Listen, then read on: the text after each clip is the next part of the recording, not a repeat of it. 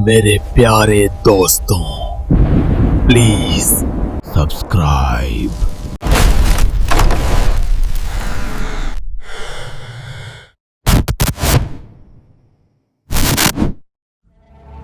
Max 19 साल का college में पढ़ने वाला एक लड़का था। उसके पापा एक बहुत बड़े मॉल में एक सिक्योरिटी गार्ड थे।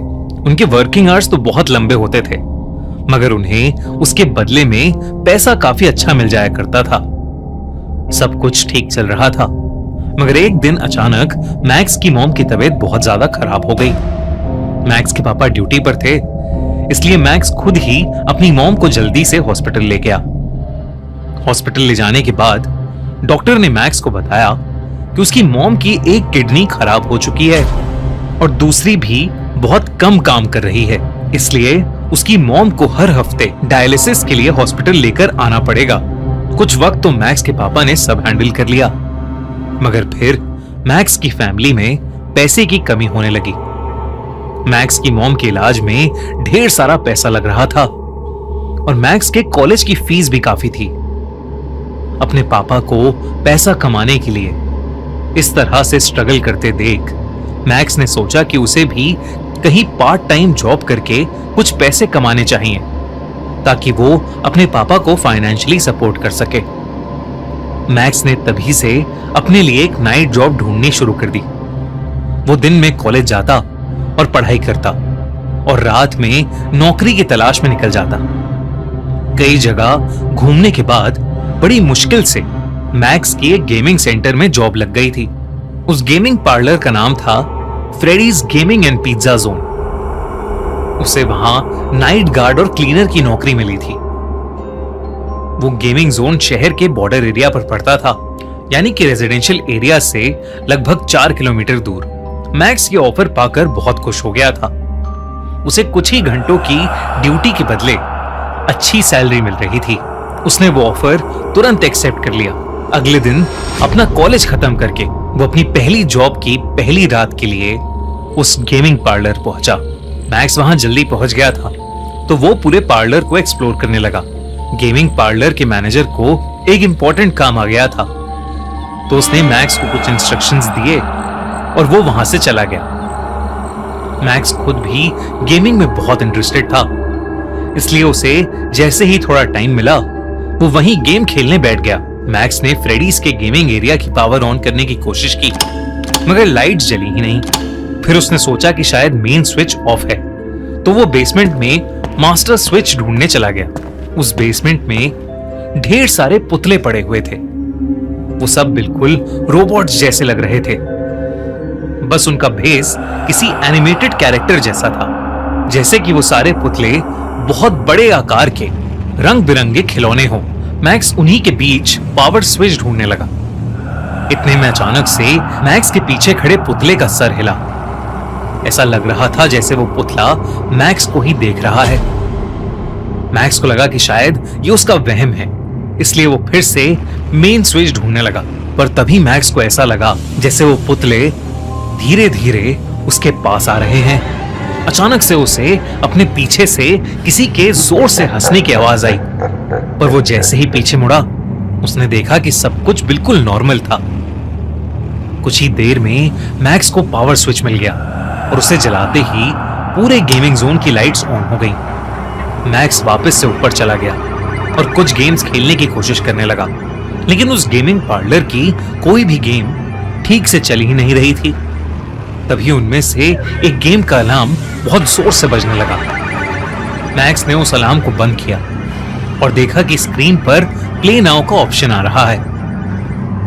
मैक्स खुश हो गया, क्योंकि उसे एक लौती ऐसी गेम मिल गई थी जो चल रही थी। मैक्स ने वो गेम खेलना शुरू कर दिया। उस गेम के कुछ रूल्स थे, जिनमें लिखा था कि प्लेयर को वो गेम 5 दिन के अंदर अंदर खत्म करनी होगी, वरना वो भी एक पुतला बन जाएगा। मैक्स ने वो सब सीरियसली नहीं लिया और अपनी मर्जी से कुछ भी ऊटपटांग खेलने लगा। खेलते खेलते अचानक मैक्स को याद आया कि उसकी शिफ्ट में बस 2 घंटे ही बचे थे और उसने अभी तक मैनेजर का दिया हुआ काम नहीं किया था। मैक्स ने जल्दी से उस गेम को बीच में ही बंद कर दिया और अपने काम में लग गया। उसने मैनेजर के वापस आने से पहले जल्दी जल्दी सारा काम खत्म किया और उसके बाद वो अपने घर चला गया। 4 दिन तक यही चलता रहा। मैक्स घंटों तक वो गेम खेलता और फिर काम जल्दी से निपटा के निकल जाता। 5वें दिन मैक्स को अपने मैनेजर से बहुत डांट पड़ी, क्योंकि उन्होंने सीसीटीवी में देख लिया था कि मैक्स तो दरअसल गेम खेल रहा था। इस डांट के बाद मैक्स ने डिसाइड किया कि वो बस अब अपना काम ही करेगा। अगली रात फिर मैनेजर मैक्स के भरोसे उस गेमिंग जोन को छोड़कर बाहर निकल गया। ड्यूटी के दौरान मैक्स गेमिंग जोन की सफाई कर रहा था। सफाई करते करते जब वो बेसमेंट की ओर गया तो उसने देखा कि बेसमेंट का दरवाजा उसके सामने अपने आप खुल गया। मैक्स धीरे धीरे बेसमेंट में जाने लगा और तब पहली बार था जब मैक्स को देखा कि बेसमेंट के फर्श पर खून के धब्बे हैं। तभी अचानक से बेसमेंट में रखे गेम का स्क्रीन अपने आप ऑन हो गया। वो वही गेम था जो मैक्स पिछली 4 रातों से खेल रहा था। उस गेम का अलार्म जोर जोर से बजने लगा। मैक्स ने जाकर वो गेम ऑफ कर दिया और तभी उसे ऐसा फील हुआ जैसे कोई उसकी तरफ आ रहा है। उसने पलट कर देखा तो बेसमेंट के पुतले उसके पीछे एक दीवार के साथ खड़े थे, जिनमें से एक पुतला कहीं गायब था। मैक्स हर तरफ उस पुतले को ढूंढने लगा, क्योंकि वो जानता था कि मैनेजर हर चीज का इल्जाम मैक्स पर ही लगा देगा। मैक्स पूरे बेसमेंट में उस पुतले को ढूंढने लगा, मगर उसे वहां कुछ नहीं दिखा। तभी बेसमेंट की लाइट्स फ्लिकर करने लगी और मैक्स को फिर से वही भयानक हंसी की आवाज आने लगी। वो आवाज बेहद डरावनी थी और मैक्स के करीब आती जा रही थी। तभी उसने देखा कि 2 लाल आंखें सीढ़ियों से नीचे वाले जगह से उसे घूर रही हैं। मैक्स की धड़कनें मानो रुक सी गई थी। वो धीरे धीरे बेसमेंट से निकलने की कोशिश करने लगा, मगर उसका दिल दहल उठा जब उसने देखा कि बेसमेंट में पड़े हुए सारे पुतले अब उसकी तरफ ही चलते हुए आ रहे हैं। मैक्स कदम पीछे लेने लगा, मगर वो 2 चमकती लाल आंखें अब उसके पीछे से उसकी तरफ आने लगी थीं। उन सारे पुतलों ने मैक्स को हर तरफ से घेर लिया था।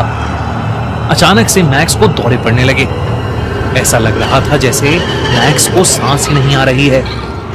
और फिर वो पुतले धीरे धीरे मैक्स के करीब आए और अपने नुकीले दांतों और हाथों से उसे काटने और नोचने लगे। पूरी रात भर मैक्स की चीखें फ्रेडीज गेमिंग पार्लर में गूंजती रहीं, मगर कोई उसकी मदद के लिए नहीं आया। उस रात के बाद से मैक्स मिसिंग हो गया। पुलिस ने सीसीटीवी फुटेजेस भी चेक की, मगर उन्हें उन रिकॉर्डिंग्स में कुछ नहीं मिला। मैक्स के पेरेंट्स ने उसे बहुत ढूंढा, पर वो कहीं नहीं मिला। किसी का ध्यान उन पुतलों की तरफ नहीं गया, जो चुपचाप वापस बेसमेंट में जाकर खड़े हो गए थे, जैसे कुछ बदला ही ना हो।